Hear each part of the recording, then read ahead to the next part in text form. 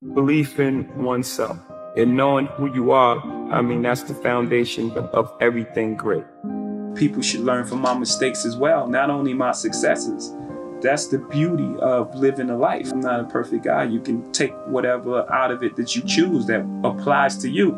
Some things that I've done will not apply to you. And I made, by the grace of God and whatever angels that I had over my shoulders, I made it through. You may not make it through that same hole.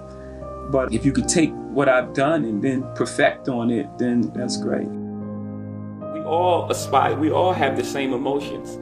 You know, no matter who you are, where you're from, we all have the same emotions. You know, we all want to be successful.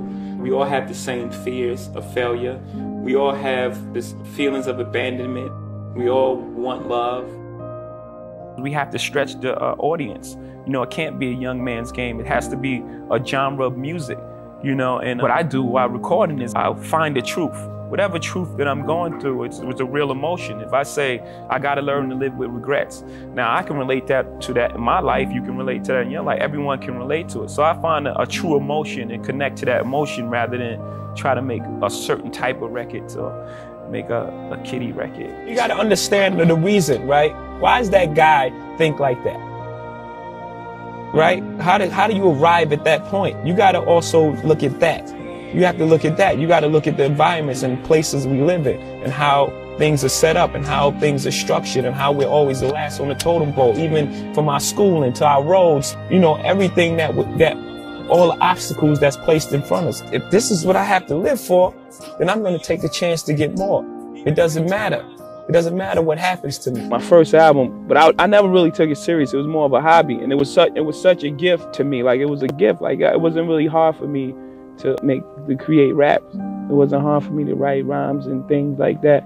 This is when I used to write. Like, in my earlier days, I used to write every day, every single day, in the kitchen, banging on the table. My mom's like, please, get us a break back here. I had this green notebook. I used to just write every single day. I wasn't writing with the intentions of having a record deal or anything like that. It was just something that I like to do. It was more of a hobby. I wasn't really just trying to get a record deal. So I would run the streets after that, then I just stopped writing. So then I would still get all these ideas. I have all these ideas and I still make songs, but now I'm making these songs in my head. But so it still wasn't a serious thing to me. To my man Jayz, who was also from Marcy, he got a record deal with EMI, and they gave him some paper. It was like 300,000, like back then. This is like 88 or something. I'm like, for real? So it took a while, but when I really started getting serious, my first album came out in '96. Then it was like, and I had to put the album out myself. Nobody would sign me. They thought I was terrible. Every single record, I went to every single record label. They was like, this guy's terrible. He's nothing. I mean, like, it went from singles. Like, I would press up singles, put in the car. I had to go to the record company. Go to the record stores myself. And here, take this. Come back, get $100, $200. Give them some more records. I mean, it really started like that. Like, but it made me appreciate it so much more. No one gave me anything. They didn't give me a record deal. They didn't give me anything. Like, I really just took my time and grew it step by step by step by step. And that goes from not listening to other people again. Because I could have easily been like, wow, maybe I'm writing, maybe what I'm talking about ain't right. You know what I'm saying? They say no one wants to sign me. Maybe what I'm saying ain't right. I could have easily took that. That was easy. That would have stopped the suffering. But I didn't. I wanted everything to be in a real simple and honest place. You know, like, even the videos, you know, I don't want videos, like music videos, like each one is like a doc, or this is a short, or this is even the cartoon that we made for OJ. Like, I wanted it to be just an honest portrayal of everything that I was saying. Like, the story of OJ is about us moving forward. And for us to move forward, we had to take a look back. And we took a look back and say, okay, this is where we came from. And like, this is real images. These were shot by Warner Brothers and all these, not to single them out. Right. These were shot by major studios. Like, these cartoons were on TV. This imagery of how we were presented was this. And I wanted to draw a thread between that's really happening now. It's still happening. It's just not as overt. When you look at TV, you don't see a fair, equal representation of people of color. You know, when there's a show on TV, it's like this black show is on TV, or like, that's a big deal. That should be an everyday occurrence, because we are all like dynamic humans and creatures, and we haven't evolved past race still. So it's like still nigga, like that's, you know, those points are like real important to me. You know, I think that of course the headlines will be about being Kanye and things like that, but like this album has a lot of topics, you know, that's why it had to be so short. It's so condensed. It's so dense with subject matters and all these other things that if it was longer, you wouldn't be able to take it. It would like wear you out. Never forget those true things that you stick to, the basic things that make you successful. And for me, it's that truth, finding that truth, the truth of the moment of where I am at the time. You know, not trying to cater to a certain demographic. I was around music my whole life. My mom and pop had like a huge record collection, so I started out listening to music early on, and I would just write music. You know, I just had a love from there. I didn't get to it, you know, I got caught into my neighborhood and my surroundings, but I've always taken it with me, and I've always went back to it, and it just got to a point where it was like, make this decision.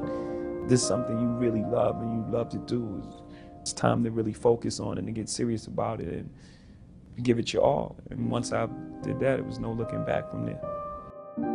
My advice is to do things that are true to you. Most things that I'm involved with are extension of being creative. You know, Rockaway is a clothing company. It's part of who you are, and hip-hop is your attitude and what you're trying to express, how you dress.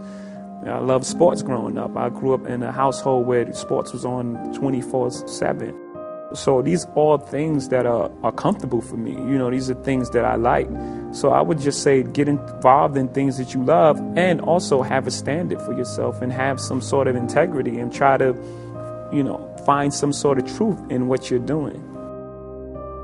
All the things that you apply in business, you know, they say that he has great instincts. Well, on the streets, having great instincts can be the difference between life and death, not just losing the deal or incarceration, you know, which is less than death. And being a person of high integrity, you know, people want to deal with you in business, in trust, and honorable, a man of your word. All these things come to play in business world. I'm not condoning anything, any street activity. It's just the way it is. It's not about who got more money and who got more houses. You know, you've earned it, buy what you want. But don't forget what's important. Without people, and just being rich would be very boring. No one to share with, no one to have. You know what I mean? Like, you just be a rich person, one person on the planet, just like, well, then what do you do? Things don't happen to you, they happen for you. That's life. Everything is life. It happens for you. Everything is for your greatest good. You can't control the future. I mean, you can control it up to some point. You can't control what others do. You can't control anything. Someone can run a red light, and that's the end of everything. You know, you only can control what you can control. Seeing things from other people's perspective and what other people are going through, you know, helps me a lot. Was that somebody else that helped you get to that? Is that therapy? Is that group? Is that part of therapy? Part of being who I am, you know, but definitely a lot of therapy. I've been taught everything but emotional intelligence. You know, that's not what you're taught as a young man growing up in projects. You're taught to survive.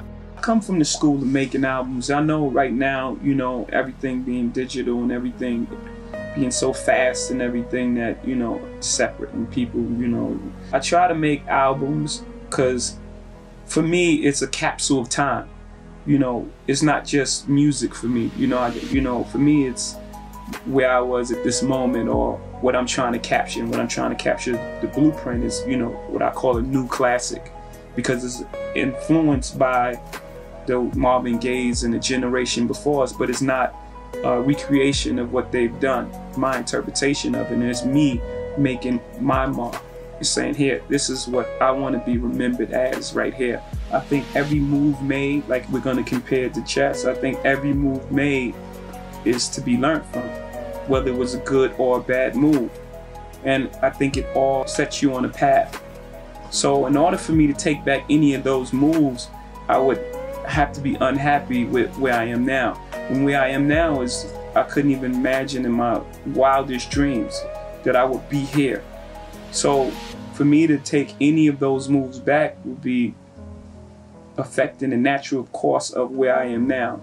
So I wouldn't want to be anywhere else. I mean, of course, there are things in life that you say I could have done differently, but knowing that and being aware of that, for me, it's helped me. You know, every chess move that I made, I was like, he's gonna do that. It's like it was followed up because I learned from that one. Okay, now I have to change my strategy because, you know, I moved that there, he's gonna move there. Now I have to move this over here. So at the end of the game, I believe I trapped the queen in the corner, to use a great analogy, and I have the king in my side. So I'm pretty happy with where I am.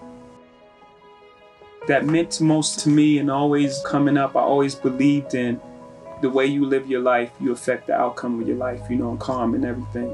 So I just want to be remembered as a very honest and straight up guy. You know, I'm pretty much a mirror. If someone's cool with me, like energies attract, right? You give off energy, you get that energy back. So just a person that was of the utmost integrity, you know, honest, very hardworking, and someone who really cared about the culture.